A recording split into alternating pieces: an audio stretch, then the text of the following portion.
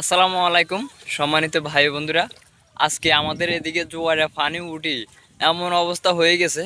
তবে ভাগ্য ভালো যে নুনা পানি হয় নাই, মিষ্টি পানি হওয়ার কারণে আমরা সবাই ব্যবহার করতে পারবো। এমনিতে পানির সংকট আমাদের লক্ষ্মীপুর জেলাতে পানি খুবই কম, বৃষ্টি বাদল নাই, এজন্য পানিও কম। তো আল্লাহর রহমতে এখন জোয়ারের পানি হয়েছে, মিষ্টি পানি এসেছে জোয়ারের সাথে। তো এখন দেখেন পানির কি অবস্থা আর জমিনে কিভাবে পানি টানতেছে, তা আমি আপনাদেরকে অবশ্যই দেখাবো ইনশাল্লাহ। তো আপনারা সবাই আমার পাশে থাকুন।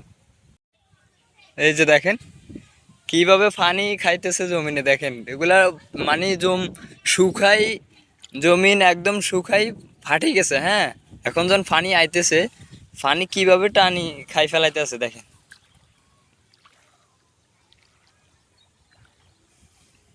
আর আমাকে এদিকে ওই এখন সোয়াবিনের সিজন, তো সোয়াবিন বাদাম করার পরে আপনার ভাত্তা এগুলা মানে আইনা উঠে আর কি, ভাত্তার শাক বলি আমরা এটারে। এই যে গাছগুলা যেগুলা আছে এগুলা আর কি ভাত্তা বলি। এগুলা উঠি মানে সব এলোমেলো হয়ে গেছে। এমনি কিন্তু আহ, দৃশ্যটা খুবই সুন্দর আর পানি একেবারে মিষ্টি।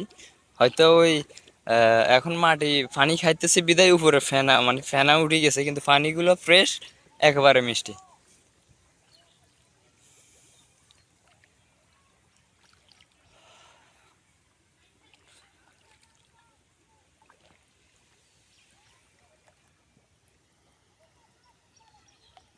আমার কাছে খুবই ভালো লাগতেছে, আপনাদের মাঝে কেমন লাগতেছে তা জানি না, কিন্তু দেখার মতো বিষয়টা।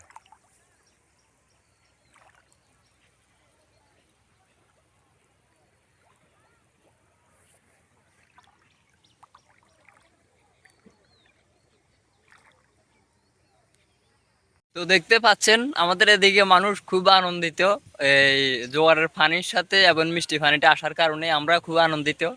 আহ মানে পানির কষ্টটা আর থাকবে না আর কি, আল্লাহ তাআলার মানে রহমত, এজন্য পানিটা পেয়েছি, জোয়ারের পানি।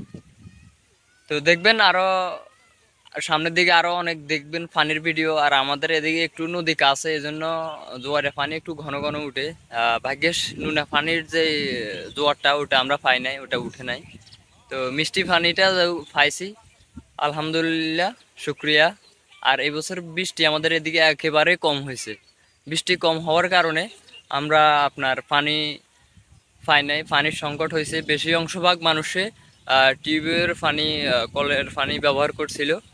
আর কলের পানিতে অনেকে ব্যবহার করতে পারে না, যেমন আমি পারি না। আমি পুকুরে সাঁতরায় গোসল না করলে আমার গোসল হয় না। মানে আমার থেকে মানে যে কোনো কিছুর একটা তৃপ্তি আছে। গোসল করলে আপনার গোসলের যদি ভালো করে সাঁতরায় গোসল না করেন, সেটা যদি তৃপ্তি না থাকে, তাহলে তো আর এটা গোসল মনে হয় না আমার কাছে। তো আমরা যেহেতু গ্রামের মানুষ, আমরা একটু পুকুরে সাঁতরাই এবং আমরা সাঁতরাই বলি আর কি। এইভাবে গোসল না করলে আমাদের ভালো লাগে না। তো ধন্যবাদ সবাইকে, সবাই আমার পাশে থাকার জন্য। আর আমার জন্য সবাই দোয়া করবেন, আমিও সবার জন্য দোয়া করি। আল্লাহ হাফেজ।